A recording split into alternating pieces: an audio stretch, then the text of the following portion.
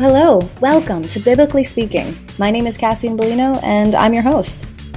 In this podcast, we talk about the Bible in simple terms with experts, PhDs, and scholarly theologians to make understanding God easier.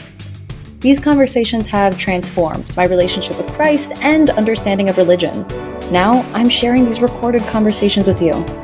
On this podcast, we talk about the facts, the history, and the translations to make the Bible make sense, so we can get to know God, our Creator, better.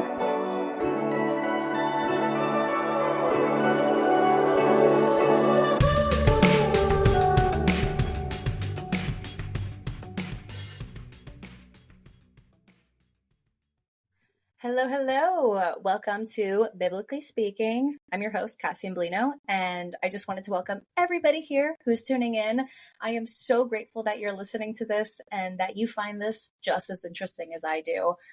For those of you who may be tuning in for the first time ever, you picked a good one. I'll just start off there because this is, again, one of those podcasts that have changed my life. Just because it's information I have been seeking, wondering, asking about for a long time, especially right now where anti-Semitism just continuously is everywhere you look. And I just don't understand why. Like, what is up with the Jews that everybody hates? I don't get it. And that's what we talk about today, is a quick history lesson on how Jewish faith became Christian faith. And what is the tie there? And what is the source there? Because it, to me, feels very different, but it's not at all. It's where us Christians came from. So we should understand how we got there. But before we get into that, if you are new here, this is Biblically Speaking. And the way that it came about was I am a curious and confused Christian that for my entire life wanted to know and love the Lord and the living Christ, but I couldn't. How was I supposed to? I didn't get it. I didn't have any education. And how do you love and know somebody that you don't know anything about? And I went to church, I went to Bible study, I was in a Christian household, but yet still here I was, a very lukewarm Christian. And I just wanted someone to explain it to me like I'm 5 years old, because that's how I felt in the Christian faith, is 5 years old's worth of knowledge. And after years of not being able to find it, I just felt like God was like, that's because it's up to you, baby girl. So I did. And now here we are. And what I do is I am the curious and confused Christian asking theologian experts, pastors, rabbis, people that know way more than me, who have spent time in school, in seminary, in the books, with the experiences. I'm going to ask them the questions that just don't make sense to me. And I hope that you as a listener share the same concerns or the confusions or the curiosities. And now you can sit in the same seat that I do, and we can get our questions answered. And through that understanding, Jesus is more accessible. He's more accessible because we know him better. And you can only love your friend more the more you learn about them. You can only love your sister more the more time you spend with them. And through that, my faith is deepening.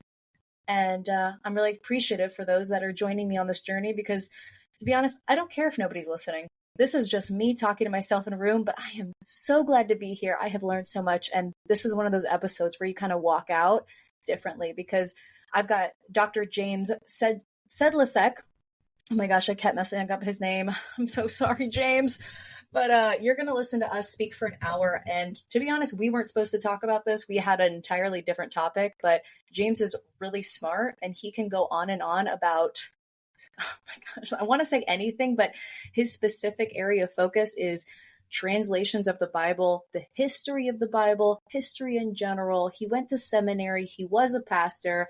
And today's focus was a very specific verse, but we didn't even get there because I was asking different questions. So it's my fault. But we ended up spending the entire time focusing on how did Jews become Christians?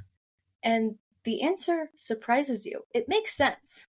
And that's kind of what happens when we examine the truth and the history, is we think it's one thing, but it's actually something that makes way more sense and it's totally logical. And, it kind of works itself out. And that's exactly what happens here. And it shocks you and it honestly kind of scares you with just kind of the unveiling of how the wrong person in power or a certain person in power with a very focused belief system can create kind of a waterfall of events because of the events that occurred before And now they just build and build and build. And it creates anti-Semitism and prosecution because there were years before that justify the prosecutors. And now we're in 2023 and we still see it. And I don't know, it makes a lot of sense. It's saddening, it's sobering, but it's very informative. And because of it, I love my Jewish brothers and sisters more. I see where they come from. I see what they're going through. And that's the point of this. That's the point of this podcast, is to see and understand and feel. So if you're still listening, welcome. Thank you. And I hope you enjoy. Hello, hello. James, how are you? Good. How are you, Cassian? I'm doing really well. I am so glad to have you back on the podcast. I'm excited to be back. Yes, it's good. This topic today is so timely. I wanted to say before, I feel like there's a motif going on, and this is mostly a personal one, but on the idea of Jewishness and Christianity and where that overlaps. And I think that this is more of like a personal thing because I'm Christian, my friends are Jews. There's a lot of anti-Semitism going on. And not that I don't love my Jewish friends, but where's like the religious significance? You know how to love your neighbor in the Bible. And I feel like going to church, you're around your Christian friends or your Christian family, but we don't really get taught on how to love your Muslim or your Jewish or your Buddhist or Hindu. You don't really be told how to really appreciate their faith, because I guess in the back of my head, I'm like, well, they're not of my faith. So how's it hard to appreciate their faith? And that being said, Jesus was a Jew. All of this kind of came from Judaism, and then it became Christianity. And I think what I'm really missing personally is that link between the two. So I'm really excited about the topic today because we're going to be exploring Jewishness in the Bible. Yes, and maybe I can speak to a couple of issues that maybe cause that separation for us in the modern world. When we think about New Testament studies and Christian studies, a lot of folks that deal with Christian theology and even a lot of people that are New Testament professors are only marginally aware of the Hebrew Bible and the Jewishness that's involved in the Hebrew Bible and its relationship to the New Testament. For years, to develop a New Testament professor, a person would take, a lot of Greek, a lot of theologies as they relate to the Gospels and Pauline letters, Johannine letters, maybe even Revelation. It depends on the person's preference there probably, and maybe their own denominational preferences. But, the Gospels, Pauline literature would be big parts of the theological training for a New Testament professor. The Greek language would be primary. But the typical degree program would not involve Hebrew grammar, Hebrew and so texts. That would exclude the Jewish faith? Not necessarily, but it excludes a large body of literature being examined at the same level that the New Testament's being examined with. And because it's excluded simply because the language isn't learned in the degree program and the texts aren't studied in their original context, that it leaves a gap in the learning process for the average typical New Testament professor. Okay, so, maybe I'm a bit confused, but you're saying the Bible was translated in Greek and Hebrew. And in the Greek versions, you're getting the Johannine, the New Testament, the Pauline, all of like the Gospels, but in a certain language that is maybe more understandable. But when it comes to that version in Hebrew, it's not as well understood. Or is it a completely different set of books? It's a different set of books. So the Hebrew Bible is from Genesis to Malachi. And we call it the Old Testament, generally speaking. Oh, okay. And then the Greek begins with the Gospel of Matthew and goes to Revelation. Oh, why was that separated like that? Was that like a timely thing? Big time difference. So like when Moses is writing the books of Moses, it's about 1450 years before Christ, give or take a few decades. 14 to 1500 years before Christ, Moses was writing the New Testament. The Genesis, the Old Testament. Yeah, the Torah, the first books of the Old Testament. So this is 1,500, a millennia and a half before Christ. Moses sits down and writes these books. I'm sorry if this is confusing, but was the Torah a part of a book of the Bible, and then now it's become just Jewish faith just reads the Torah? The Torah is the name for the first 5 books. The book Genesis, Exodus, Leviticus, Numbers, and Deuteronomy as a set are the Torah. Today, that is still consistent. That's the Torah, yes. What? Oh my gosh. I Yes. had no idea. So the Torah and the first 5 books of the Old Testament are the same Same writings? thing, yes. What? But it's in Hebrew. Yes. How The, is our faith different? It sounds like we're reading the the, same stuff. we should be more similar than probably how things have turned out. That is so the Torah, or the main text for Judaism, as it is the same books that we have in our English Bibles as Genesis, Exodus, Leviticus, Numbers, and Deuteronomy. Why didn't I know this before? This is so cool. It's okay. So Moses is writing that about 1,500 years before Jesus comes, right? Yeah. So in between those 1,500 years, the Psalms are written.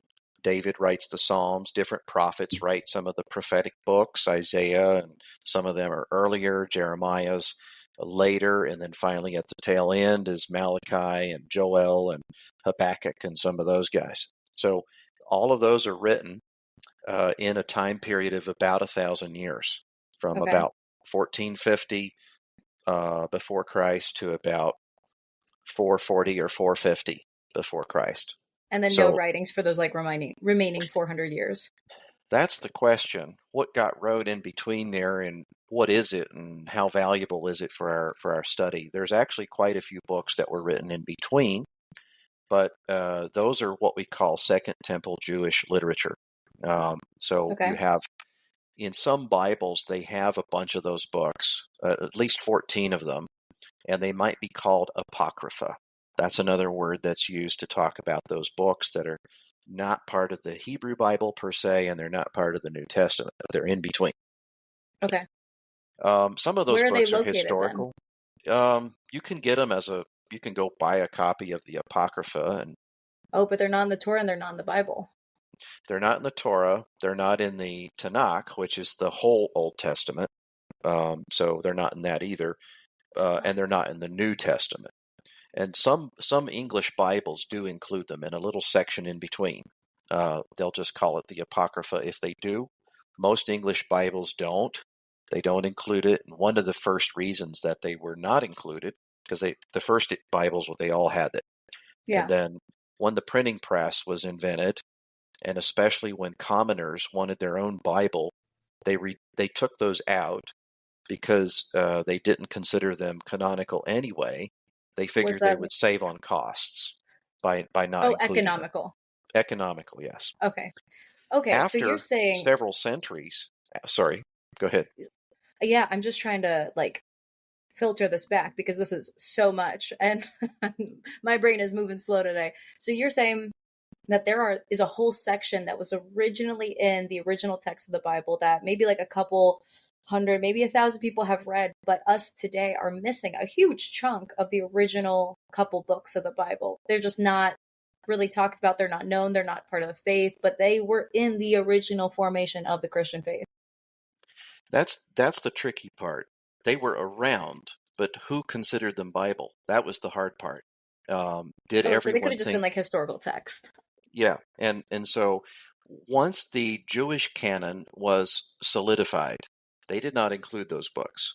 And so canon is like a list of books that are certified as accurate and true, inspired by God and so forth. And so there was a council that took place around the Sea of Galilee by the Pharisees sometime after a lot of the New Testament had come out. And they made a council to think back all the Jewish books and close the canon, so to speak, on which books are considered for religion and practice. When they did that, they did not pick any of those books. And it's also, when you read them, it's not 100% certain that you want to use them in church anyway. Why is that? as doctrinal or practice books or books to grow from, because they don't always speak to issues that are relevant for growing one's faith on. They are often very good historical books, I was just about to say they're probably worth the read, but it worth the doesn't read. mean, I think, yeah, in my head, and that's just me being in between the millennial and Gen Z, I immediately go to it's the church wanting to hide something. So they took out the book. They want to Yeah. control I go to the conspiracy theory, but that's interesting. I've definitely heard that there are books of the Bible that they're really hard to find. They're locked away in some vaults in the Vatican, whatever it might be. And that's good to hear that the end game of them not being included was because they were going to be more distracting than they were forming in your faith. But is this would be like the Book of Enoch?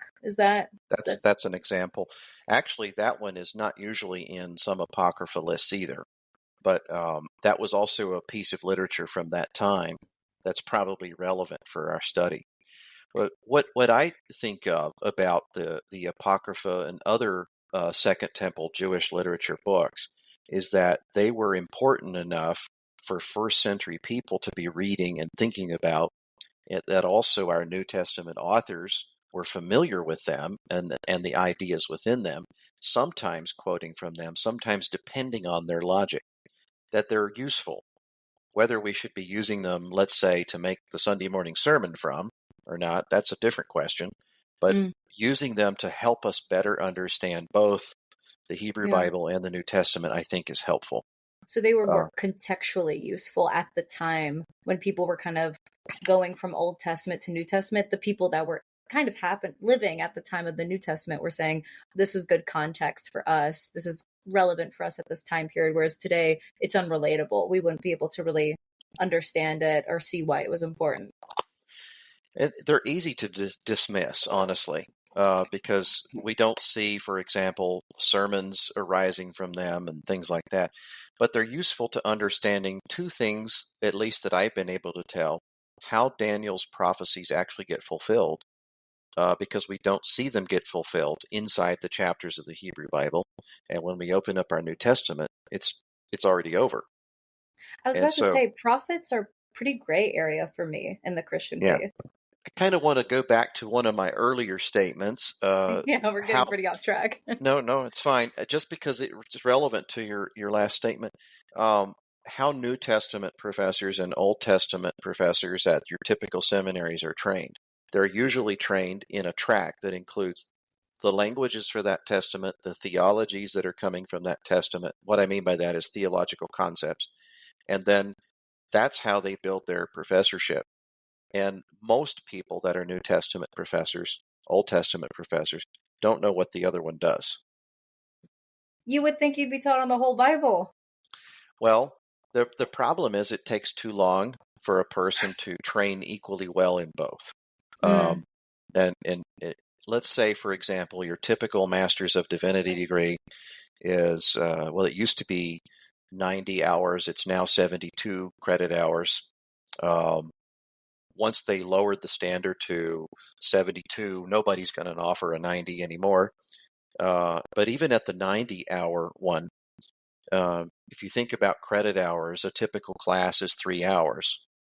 So with a 90 credit hour program, you're going to take 30 total classes, no more. A language sequence, to do a language well, you're going to take 3 credit hours of a language. So that's 6 hours. So 2 classes, if you will, of Hebrew.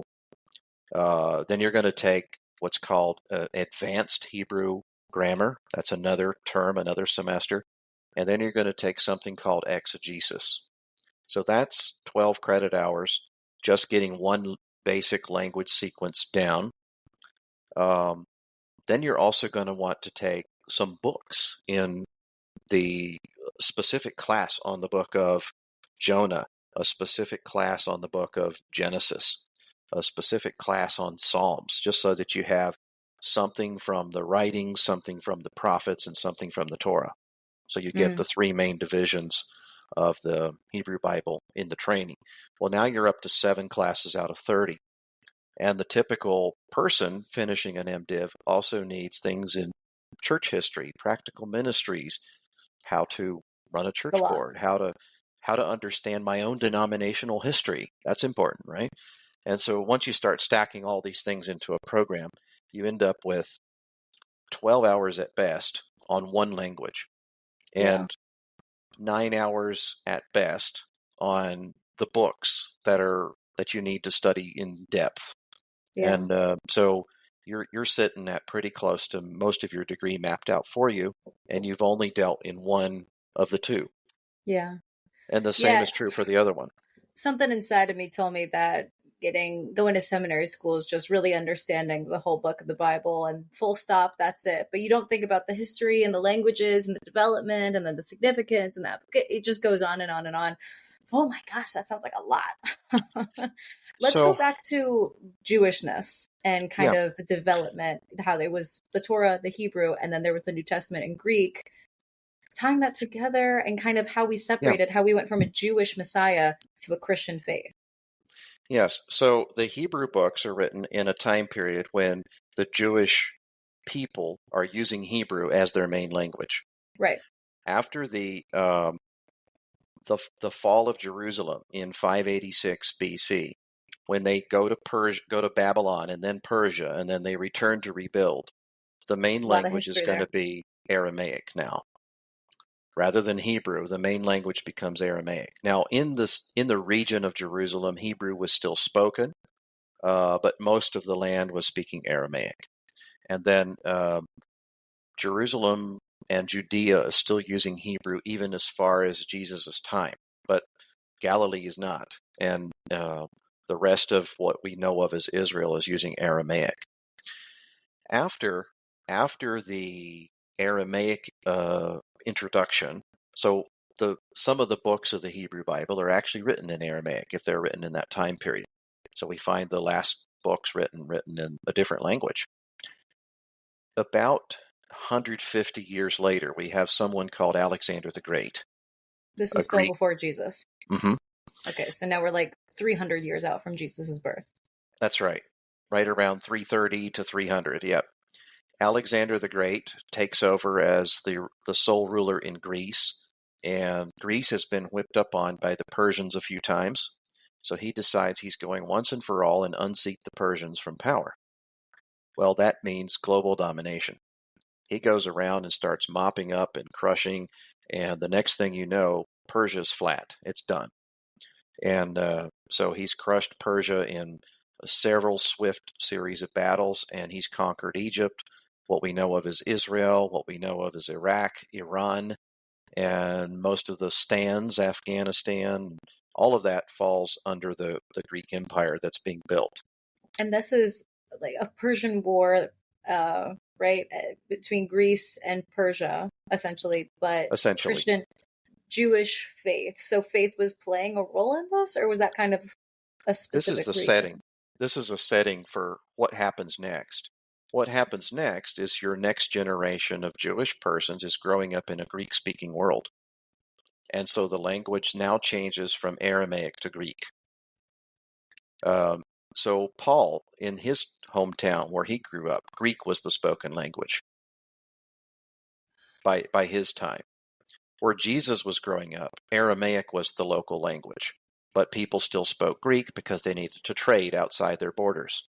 And in Mm. Jerusalem, Hebrew is the spoken language. So when you went to do the Passover and deal with the priest at the temple, you had to switch from Aramaic to Hebrew. But when you went up north to visit Jews in Turkey, you had to switch to Greek.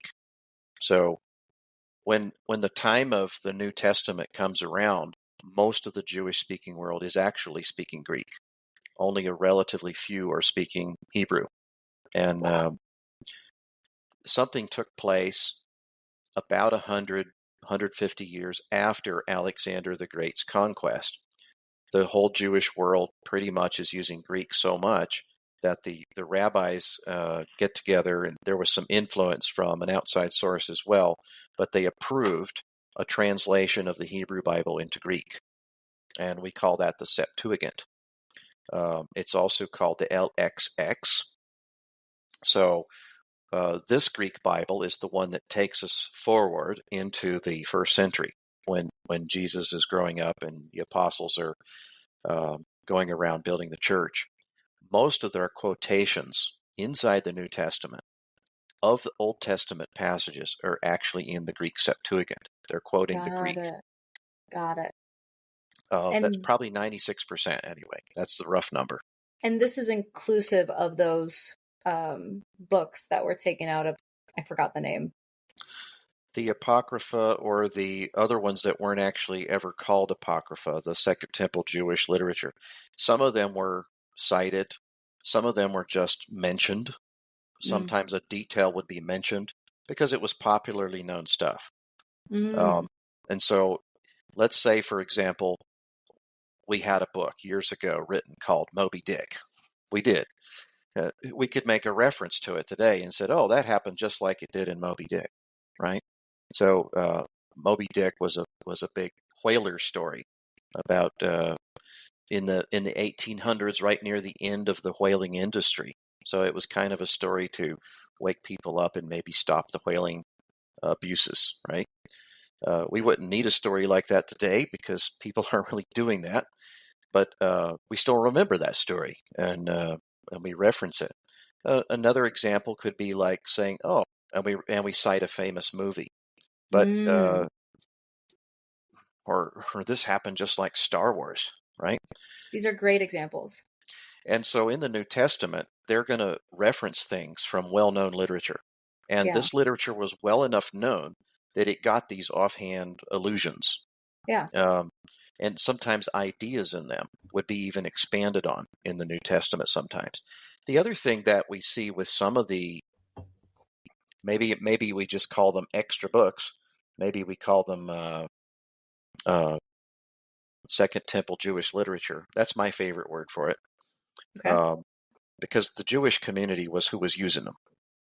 And they were after the Second Temple was built, which was Zerubbabel's temple, after the rebuild from when Cyrus tells the Jews to go back and rebuild the wall, the city, and the temple. A person named Zerubbabel rebuilds and makes a new temple. It was said it wasn't as good as Solomon's, but it was still good, and people rejoiced that were younger because they hadn't seen one yet. People that were older wept because they knew Solomon's was way better than that. And so, there were people of different generations having different responses to it. But that temple is the one that's still around when Jesus comes in, right?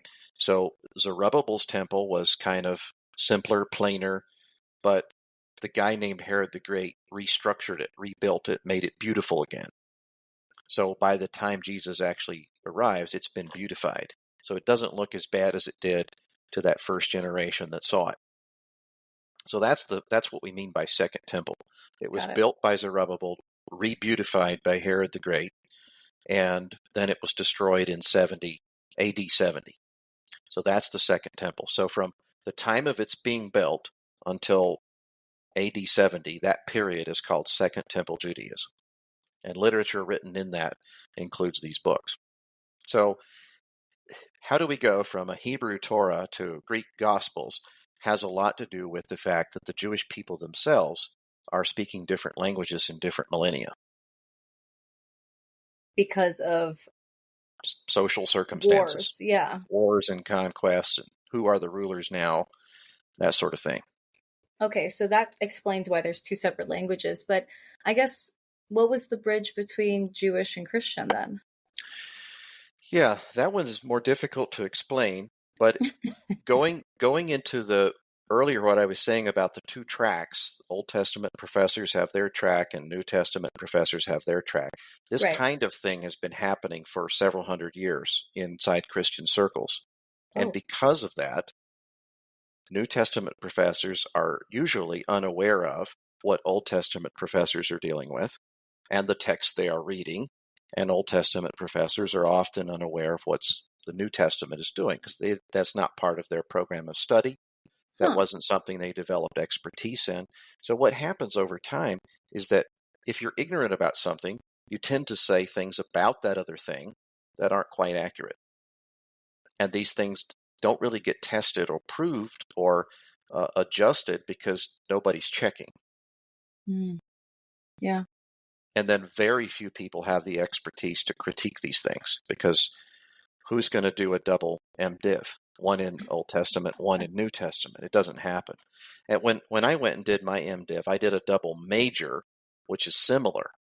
But what it meant is I had to substitute things out of my degree program in order to do both Hebrew and Greek, do both Greek exegesis and Hebrew exegesis, study intensely Greek New Testament books and Hebrew Old Testament books at a pretty high level of depth, and study the critical issues that scholars have raised for both the New Testament and the Old Testament.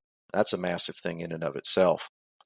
But by doing that, I had to cut out courses that were maybe, I don't know, practical ministry related or church history related. I did study history I love history, so I always was going to anchor myself in the historical things as they develop. That was not I never needed a degree in history to want to learn history, but I felt like there's some things I can learn on my own. There's some things I need pushed to learn.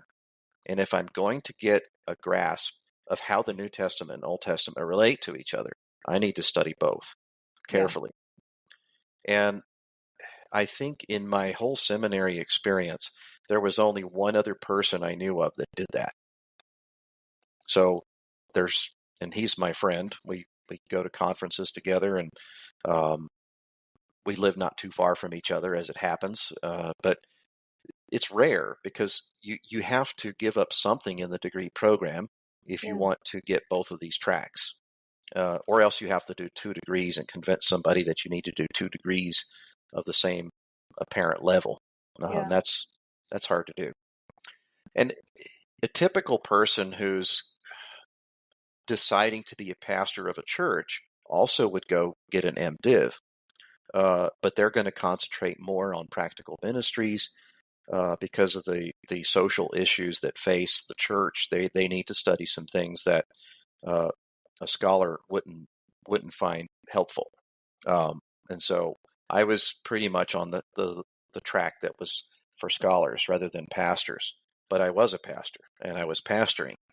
But where I was in my ministry context, I felt that I was well equipped in the pastoral role, and I didn't need to do an MDiv in practical ministries to do that. Yes, I will have limitations in that area, but I also find that my main role is, as a pastor, isn't being the lead pastor generally. I could be if I need to be, but that's not my main role. My main role is in discipleship and equipping ministries. I've also been trained to be a chaplain as well, and sometimes a church needs a chaplain. And if a church is a rather large church with many people in hospital or nursing home, sometimes having a chaplain on staff is the best way to go. So that be a Catholic faith?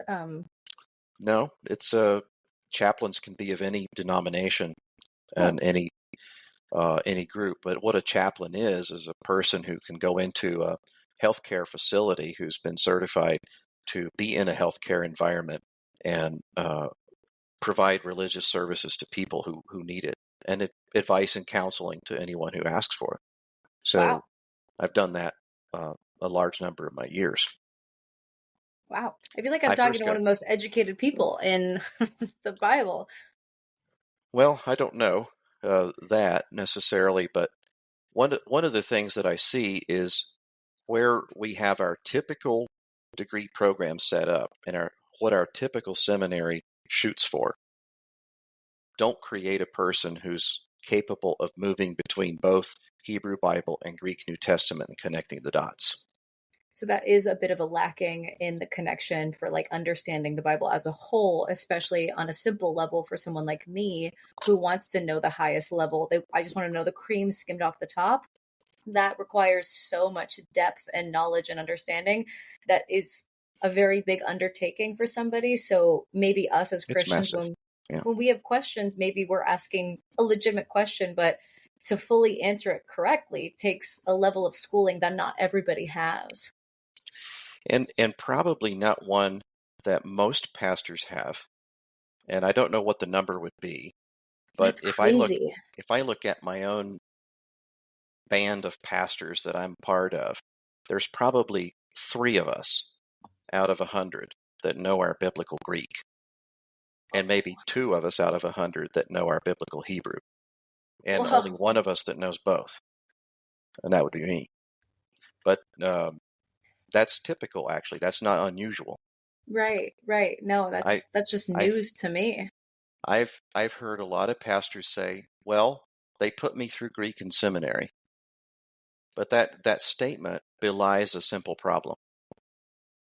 They didn't learn their Greek in seminary. They learned it quickly and forgot it quickly, Mm, and so they aren't using it, and they can't use it to ferret out things.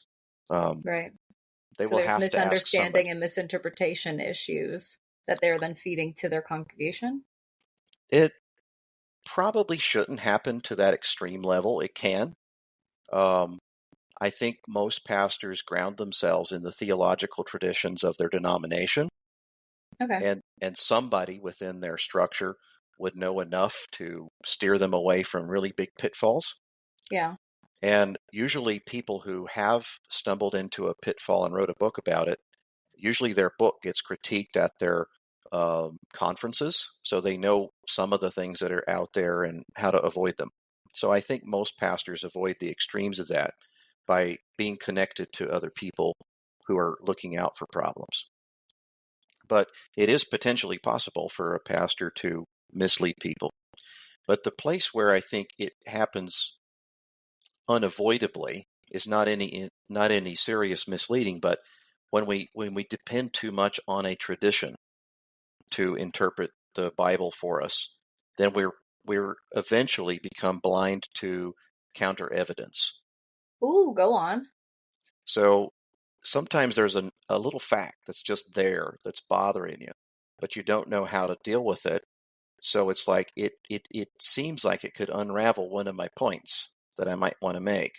But if no one in my circle of folks that I'm bouncing ideas off of develops this thing, eventually it gets explained. You're gonna have to use an example. You're kind of losing me. Yeah, I'm not thinking of an example while I'm saying it. I'm just aware of the problem, so I apologize for that. Would But you say like a tradition? I immediately thought of a Jewish tradition, kind of, the bathing tradition, or what? sure, I can explain a little better. When I'm referring to a tradition of Christian practice, I'm referring to things like what a major denomination would be. That would be a particular tradition to think about the Bible from. So, a Oh couple gosh, of I have like Catholic examples. examples. Well, yeah, so we could say, well, according to the Catholic tradition, we think about the Bible this way. According to the Calvinist tradition, we think about the Bible this way. I According don't even to know what the that is. So John Calvin was one of the reformers in the early modern period who was trying to reform some of the Catholic things in his day to something different. And so he was one of the reformers. Martin Luther was another reformer. Okay. And so but they both knew each other. They both were around at the same time, but they're in 2 different countries. And so there's a system of thought that's called Calvinist that develops from John Calvin's thought.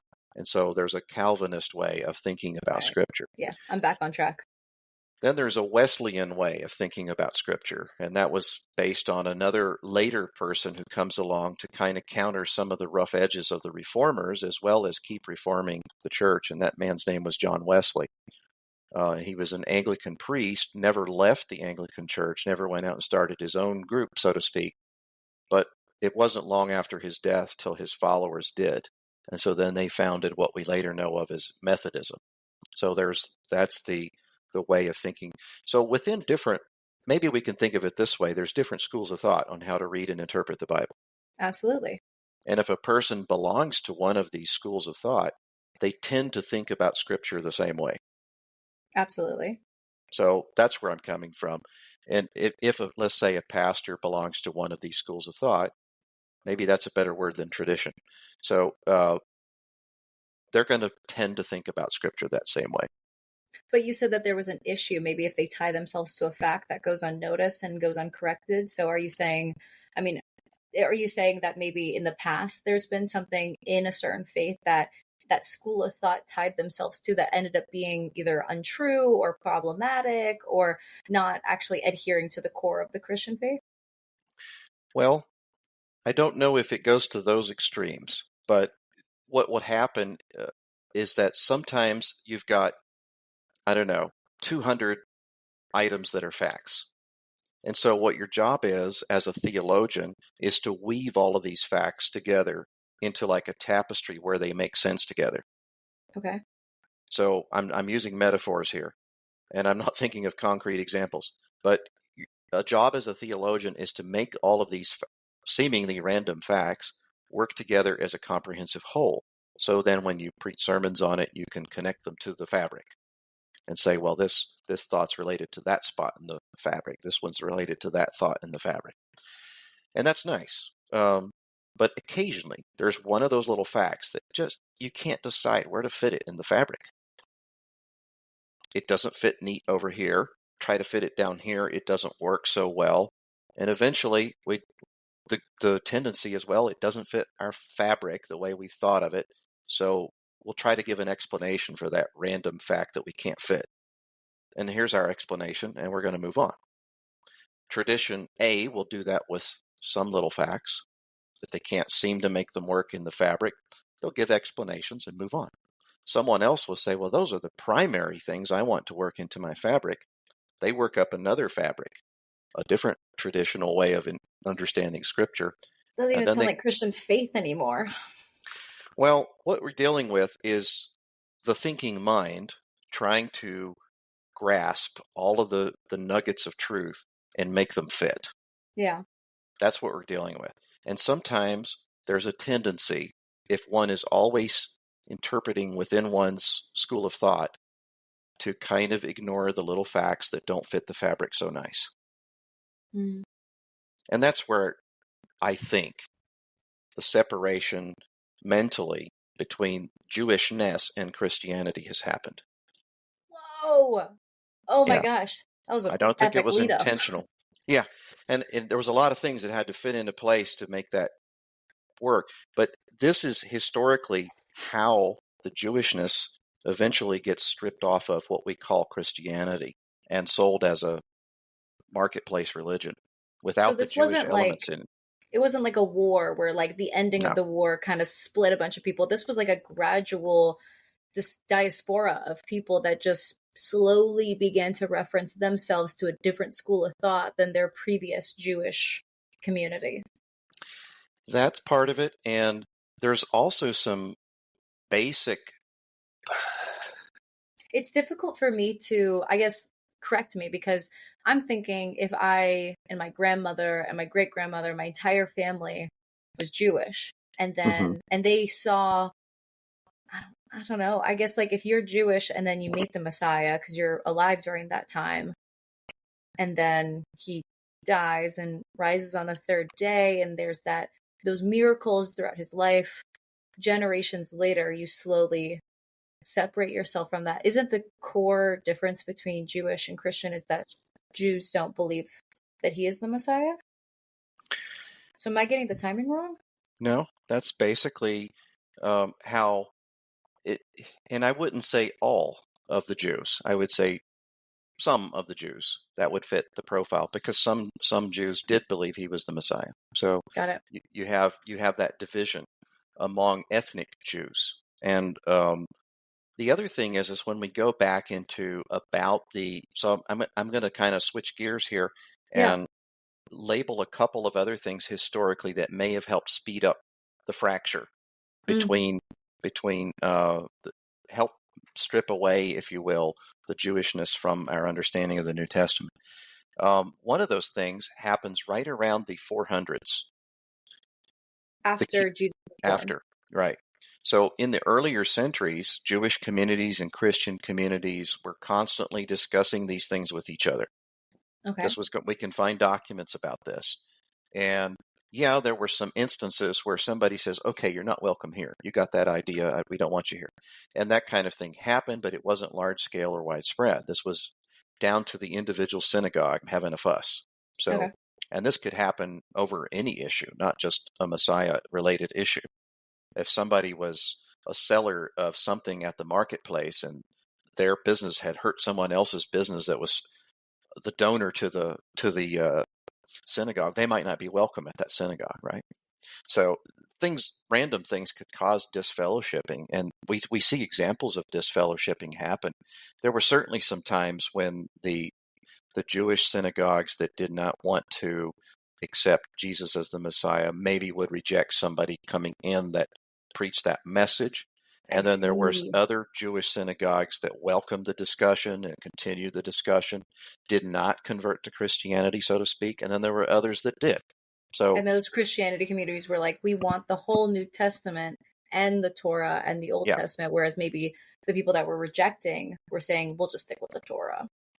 And here's another thing that goes in with that. Most early churches did not have a New Testament in their church. They only had the Hebrew Bible. So they were just Jewish.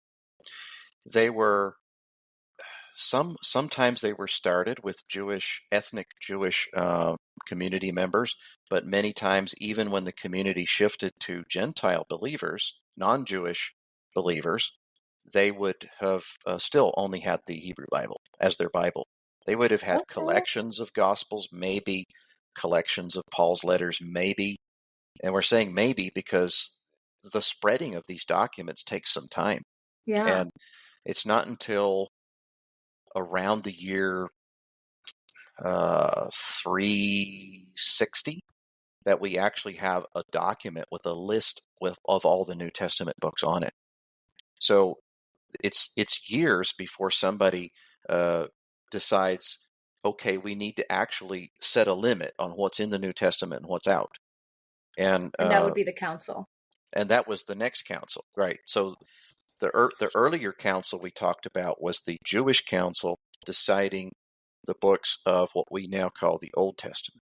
This Okay. council, close to the year 400, is the one that decides which books belong to the New Testament.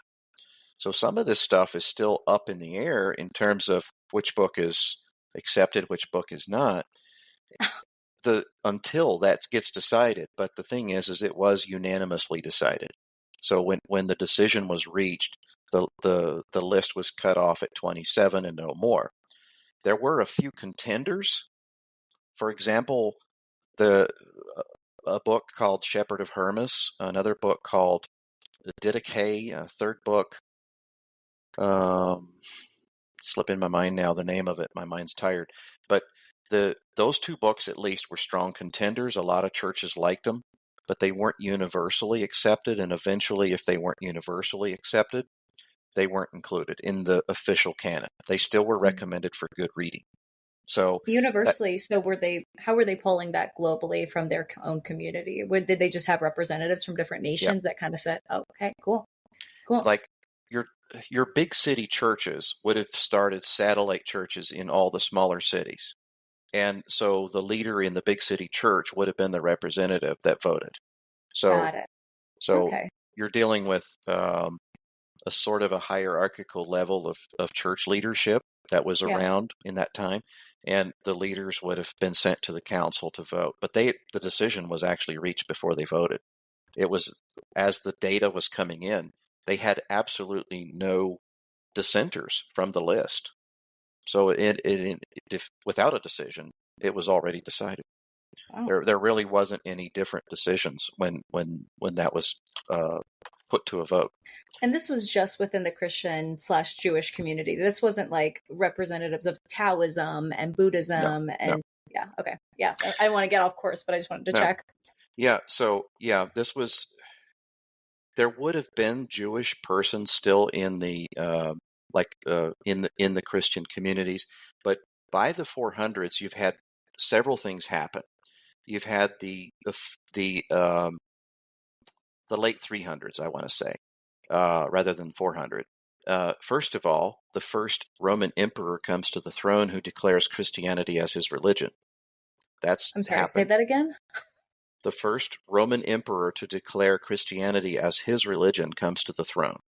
What would the religion would have been before? It would have been the Roman pantheon of Jupiter and the 12 gods and goddesses, with Oh. Caesar being the one worshipped as the primary god. Oh, okay. So that's a big deal. It's a big switcheroo.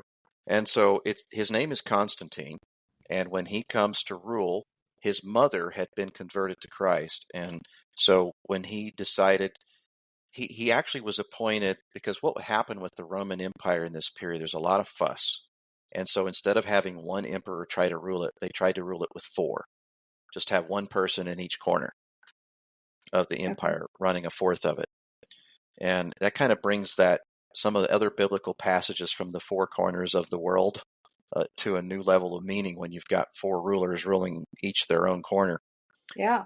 And so he actually is sympathetic to the Christian cause. Most of the emperors had persecuted Christians and Jews alike up until this point. Sometimes some emperors were heavier on their Jewish persecution, some were heavier on the Christians, but both of them got persecuted. So he comes to the throne and he is Christian. That's what he decides. And he actually has the cross painted on all his shields of his soldiers and everything, just to make a big point. And it seems like his conversion was as serious as any could be estimated looking at historical resources. He definitely opposes the Roman, what we might call pagan system of worship, Yeah. puts it. Yeah. But that's the only step he makes. 2 emperors later, that person makes Christianity the only legal religion to practice, making all others illegal. Whoa. And so between the two of them, they put the nails in the coffin on the pagan religion. But by the time that the second decision is reached, now persecution of the Christians is over, but sometimes intensifies the persecution for the Jews. Oh, because Jewish faith is now illegal. If it's not Christian. So, whoa. So that was like the first account of anti-Semitism, you'd say?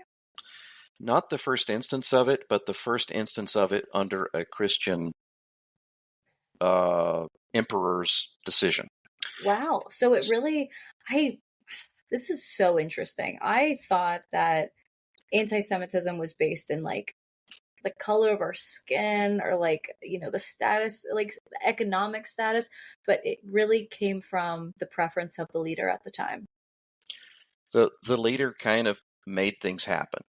Now, Whoa. there were fusses because, as you can realize, non-Christian Jews and Christian Jews would disagree about the Messiah. So we can expect that. Gentile Christians would also disagree with non-Christian Jews about the Messiah. So there was enough things to cause disagreement between peoples. But when Sounds like a lot of Constantine's... half and half. Which ones do you persecute? Right. Both being persecuted at the same time, the intermingling of the communities was more happening. There were several things in history that caused division to increase. Yeah. But once this happens, it becomes very comfortable for Christian circles to say, oh, finally an end to the persecution. What's the cost? Oh, our fellow minglers are getting persecuted more. Is it okay to be comfortable here, or should they stand out and say something? The saddest thing is we don't read about the kind of thing we would like to read about in the 400s and even going into 500. This The is taking rivalry place was in the so 400 fierce. years Yeah. following Jesus' death. And so there was a lot of animosity happening inside the Roman Empire as it's starting to crumble, because the Roman Empire has a great fall all about this same time. 495, Rome got sacked. So we're looking at some serious issues on the horizon for the Roman Empire at the same time that these big rivalries are starting to shape up. I'm not and we so can good read... as history with you, but who did they get sacked by? Yeah, this is going to be different invading groups with the Huns and the Goths, and Got it. this kind of thing is going to start happening. It's not going to stop. Got Eventually, it. So it's a full from all sides fall. Got it. Yeah, and the Lombardians are in there somewhere. So they're another invading Germanic tribe that comes in and bashes. Lombardians. That's Yeah, the never heard that. Lombardians. Yeah, those are the Germanic tribes that have descendants now in northern Italy. That's so cool. Yeah, Oh my so gosh. it's one of the reason Italy has three colors in its flag. The three colors represent the three major people groups that occupy Italy. The Oh, top people group are the Lombardian invaders from the 5 and 600s. The middle band is the native Roman Italians, and the bottom band is the Norman invaders that come from Normandy to invade them later. I thought it was because it represented the three ingredients in pasta sauce, celery, carrots, onion. That's the specific colors, but why three? It's because there's been, for a long time anyway, three different peoples populating Italy. And Okay. they link back to these two invasions, the Norman invasion of South Italy and the Lombardian invasion of North Italy. Well, this is the kind of thing that puts lots of pressure on the Emperor of Rome, and he has to make peace with the barbarians somehow, any way he can. He's losing everything, and so there's a lot of attempts. And some of the earlier attempts were to try to bribe the barbarians away, and they bankrupted their own selves doing it. So large chests of money can only come out so often, right? And if it's enough to bribe away a major invasion, that has to be a lot of money. And the very first, and it almost seems, well, that's another story I don't want to develop here, but this is where the Pope becomes powerful because the leader of state decides to avoid the responsibility and sends out the church leader to do it instead. And so eventually the power of the state leader, the emperor, lands on the Pope instead of the emperor. Towards the end, the emperor abdicates and the Pope is running everything. That's So why we the have a emperor. powerful medieval Pope. So you're saying he decided Christian faith, a lot of power, a lot of violence. He put that power onto the Pope and then eventually just kind of stepped down and the Pope stepped up. Over many generations of the emperor. Not the Yeah. same person, but yeah. And so the first Christian emperor made Christianity legal. Yippee yay. We're not going to get persecuted so badly now. Hmm. Two emperors later, he made it the only legal. That guy made it the only legal religion. Now the persecution's landing on everybody but the Christians, including the pagans, which they weren't persecuted before. No reason that they needed to be persecuted, but they were. And then Persecuted as in like jailed. lots of different stuff, actually, and some of it a lot more horrid than jail. Got it. Okay. Some people would lose their lives. Some people would get tortured. Some people would get banished, sent to the salt mines. A lot of different cruel punishments. Okay. Um, and persecution can be varied. It can be just, oh, you guys can't trade here, but our buddies can. That could be a form of Oh, persecution. That's milder, but it's still real. And economic yeah. suppression is a big thing. That was Yeah. also something. So the issues between Christians and non-Christian Jewish groups, uh, they begin to separate in reality so much by the 500s that they're no longer communicating across that line, analyzing text together, examining things, and the two communities um, end up separated quite a bit after that. Some of this is because of the emperor and the emperor's decision. Some of this is because communities didn't find a way to reach out in spite of the emperor and still have fellowship. A lot of things we can point at, but the the the core problem here is that once the leadership of the church moves from a Jewish leadership, because under the New Testament every church leader is a Jew, Hmm. to Gentile leaders, there's it's not immediate, it's not right away, and it's not a cause really. It's just a consequence along the chain of events. But as Yeah. the leadership moves to Gentile shoulders, they don't read the Hebrew. We can read church fathers that barely could grasp Oh something my from the gosh. Hebrew Yeah. text. They're reading Wow. the Greek, and then by the 400s, the church fathers are struggling to read their Greek. Whoa. They need it in Latin or they can't read it. It Now all we ties have, together. and so we have the beginning of people being involved in church leadership and the training of church leaders as well, who don't read Hebrew, who don't read Greek. They're reading Latin. And some of the problems of the church as a result are that people are reading only the Latin translation, deciding things about Christian faith and deciding things about what to do with the Jews that aren't based on looking at the older texts. They're based at looking at Latin translations and also traditional thinking. It's not just the Latin translation, it's traditional thinking. You take these problems a few generations later, and that's why you have a Reformation. There were people who were fed up with this, tired of this, and they wanted to reform things. At the time the Reformation happens, there were instances in some of, just to pull one serious incident out of the hat, is the Spanish Inquisition. And it's only named Spanish because there's so many famous trials in Spain, but it's not limited to Spain. The Spanish Inquisition was anybody who dissented from the line item list of things that were considered important by the Christian leaders. If they dissented on any single point, they could actually lose their life. Dissented as in saying, I don't believe in that. Right, or it should be thought of this way instead of the way you thought of it. That would be dissension, and that could end up in somebody losing their life. Whoa!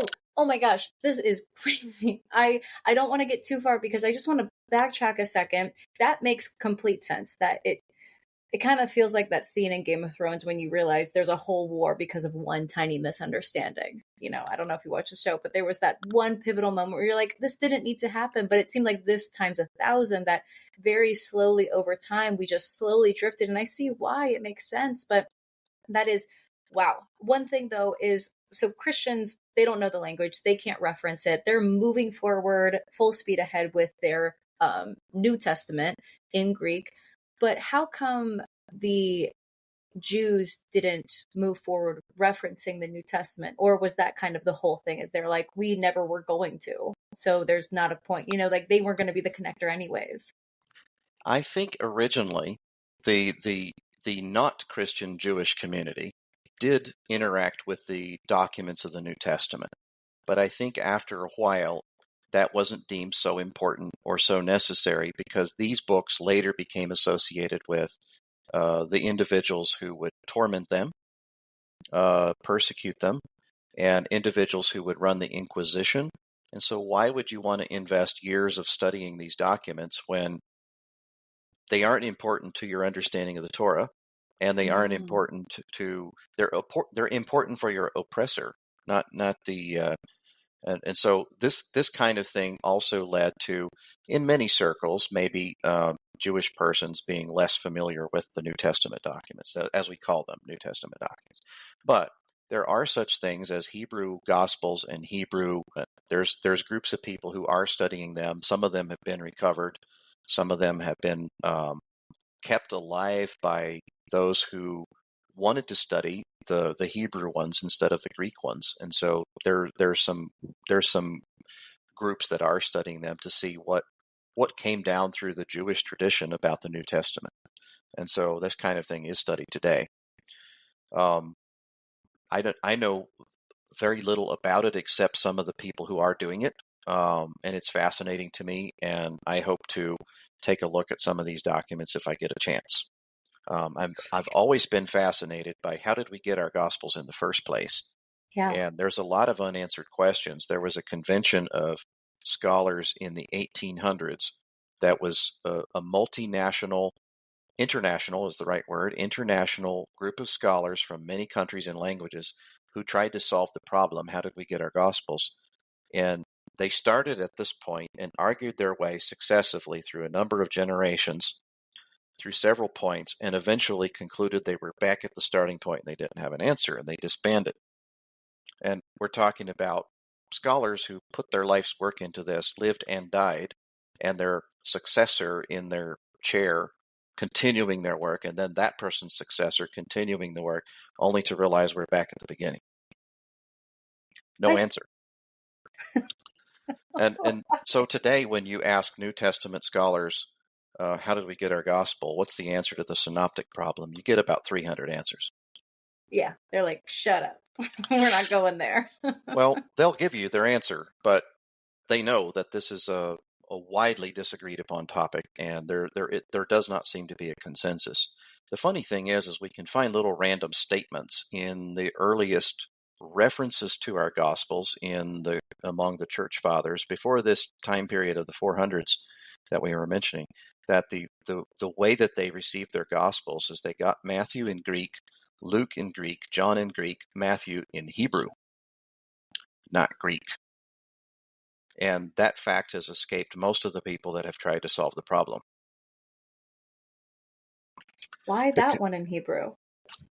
Don't know.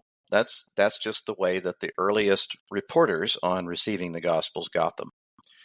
And if Matthew was received in Hebrew, and then Mark, Luke, and John were received in Greek, and then hundreds of years later we start analyzing Greek Matthew, Greek Mark, Luke, and John, and trying to figure out which one came first, Matthew, Mark, or Luke. And we're looking at Matthew, and our earliest sources say it wasn't written in Greek to begin with. It was written in Hebrew.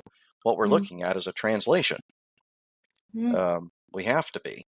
And how can we compare a translation while trying to say it's first? It can't be first if it's translation.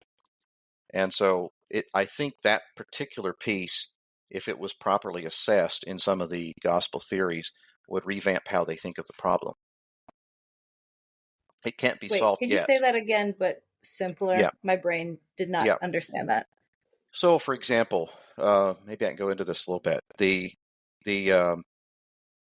There's people that think Matthew is written first, and Luke written second, and then Mark abridges both of them into a smaller gospel. Okay. There's people that think Mark was written first, Matthew expanded it, and then Luke expanded it a different way. Okay. So these are two prominent theories. When we start looking at the text, Luke seems to be more like Hebrew, translated into Greek, than the others do. It seems like there's places in Luke's document that the original wording was in Hebrew, but these are usually in places where he's reporting what someone told him. So we're dealing with the words of Mary, both before Jesus' birth and after his resurrection, that kind of thing. And so maybe he's just has an oral report from her, and he's recorded it there, and that would explain why the features look that way. There are long places in those three gospels where there's verbatim agreement between the passages talking about the same story. And then there's places where one gospel will go on at a stretch and the other one skips right over that part. And it's like when you see them having verbatim agreements, you don't think, oh, they picked up the same stuff from somewhere. What you think is, oh, they're copying from the other document. Because how did they get it word for word, 36 words in a row? You're right. That's too much to expect out of somebody who's just remembering an event 20 years later. So it's one of those kind of things, and it's really stumped the scholars. But what if the Gospels weren't originally written in Greek, and what we're looking at is translations, or at least a translation of Matthew? Then it makes sense why Matthew's looking at a document and copying what's in it. His job, not Matthew personally, but whoever translated Hebrew Matthew into Greek. So he would say, well, okay, this part is already done in Mark. All I got to do is look at Mark and I can write the words down. Yeah. I don't have to think through and translate this part exactly, or do my own fresh translation of it. In other words, I can write what's in Mark. And so that would explain instances where they have word for word things. Yeah. And it doesn't put the burden on trying to figure out which one came first when the evidence goes both ways. Right. I embarrassingly have to admit that I've been a Christian for my entire life, stronger at sometimes than others. But I didn't know, especially not from church, that the Gospels were just four different perspectives on the same events. That there are four different viewpoints on Jesus's life told from different people's perspectives. And, Luke was more of the journalist, whereas, John Yep. was more the right-hand guy at some points. I didn't know that. I honestly thought they were four different points in history or people living their lives, four different stories completely. And I don't know. I feel like for any young Christian listening, like if you didn't know that, now you do, because I definitely didn't know that for the longest time. Yeah. And that's the amazing way to think about the four gospels as four different perspectives on Jesus's life told by four different people who had different walks in life. Yeah. So you've got one guy's a fisherman. Actually, two of them really are. One's a medical doctor and one's a tax collector. So Mm-hmm. imagine if your local IRS agent, um, your doctor that you go see for general practice, and two folks you found fishing one day all get together and write something on the same thing. They're not going to say the same thing the same way. It's I'm not so going to glad you happen. put it that way.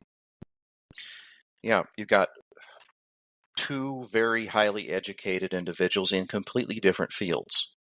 One's Yeah. in finance, the other's in medical practice. Yeah. And then two people who are very experienced in a particular thing of life, like fishing, but they're not highly educated formally in any given Right. subject. Yeah. Yeah. And so when they get together on something, there's going to be points of difference. Um, Right. yeah. And then when it's transcribed, you're going to do kind of not shortcuts, but the things that make sense to copy. Um, wow. I am so glad that you are so well read in this, not just on the Bible and the translations, but in the history lesson of it. And this is a little bit my fault, but I have good and bad news. Okay. The bad news is we didn't get to the original topic we were going to talk about today. Yes. We didn't even touch on it. But the good news is that we can have another call on it. And Yeah.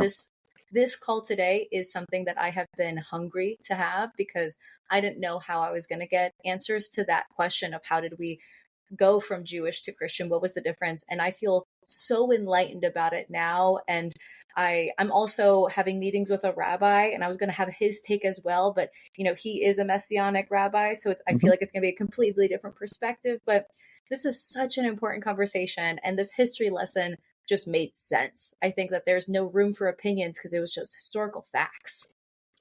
And the other thing that I would want to leave us with as we think about tonight is there have always been Jewish persons that didn't necessarily convert to Christianity per se, that interacted with Christian documents throughout the centuries.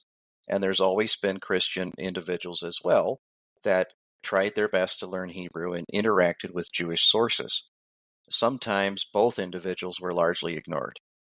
Mm, One book that I have just gotten and anxious to read is a book by Rabbi Soloveitchik.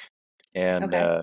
he was a person in the late 1800s, I think. I'm not sure if I have the century quite right or the decade quite right, but he analyzed the Christian Gospels that were retained inside Jewish circles. That is, non-Christian Jewish circles. And he analyzed them and talked about what they meant to a Jewish reader. And his book was published at that same time, but his works were largely ignored until more recently when somebody did some work and translation work on his book. I think I don't know if it was German or Austrian, or French, but it's one of those that survived. Uh, Basically, some of his work was lost in the Holocaust, but one of the surviving pieces of his work was recently translated into English, and it's the next thing on my reading list because he Okay. talks about Hebrew Gospels and Hebrew books for other New Testament passages as well that have been studied through the years inside Jewish circles that were non-Christian Jewish circles. I'm emphasizing that because I don't want to say that Jewish and Christian is separate. There have always been Jewish Christians, Gentile Christians, and non-Christian Jews. So all three have existed throughout time. Whoa. So far reaching and so much to consume. Again, like you mentioned, how it's so difficult for people to speak on these topics because the depth of the New Testament equals the depth of the Old Testament. But I really appreciate your ability to shine light on both and then also to be able to highlight the gaps, that already exist today. I think this is a really fully encompassing perspective and really good for people like me who are starting with nothing. And this is really educating and enlightening and interesting. In that Spanish Inquisition I was mentioning earlier, and it goes by other names as it leaves Spain and moves to other regions, a lot of Jewish books were burned because they were considered not in line with the current thought, and therefore they needed to be burned. The problem with that is some copies of Jewish Gospels were actually burned too, in some of that, and some of that has been recorded in in the among Jewish rabbis that kept track of these things. So I think Rabbi Soloveitchik also mentions some of the effects of this Inquisition on, strangely enough, Jewish Gospels that would help explain some of the things scholars are wrestling all this time in the Gospels, but yet they're easily explained if somebody wouldn't have tried to burn the books. Wow. Kind of like the worms eating the paper. Like sometimes like events in life impacted the way history played out. Even though it did happen in our world, it didn't because we just don't have the proof of it because it was burned or eaten by a worm. The context of it has degraded. Yeah, and sometimes that kind of thing has produced a difficulty for biblical scholars to recognize and grapple because they're unaware of the things that have happened in history. And now Yeah. they think it's this instead of that. But in reality, the explanation can be simple if we don't lose sight of what has happened in history. And have faith in, maybe you don't have 100% of it, but still you have to have faith that you're a part of something that you can lean on and trust and has your Yes. best intention at heart. Wow. Yes. Well, Dr. James Sedlacek, thank you so much for joining again. Oh, you're welcome. Happy to do it. And one of these days we'll get to talk about why the woman had faith in when she reached out and touched his hem of his garment. Yes, yes, that will happen soon. But until now, Merry Christmas. Merry Christmas. We'll talk soon. Bye. Thank you. Have a good evening.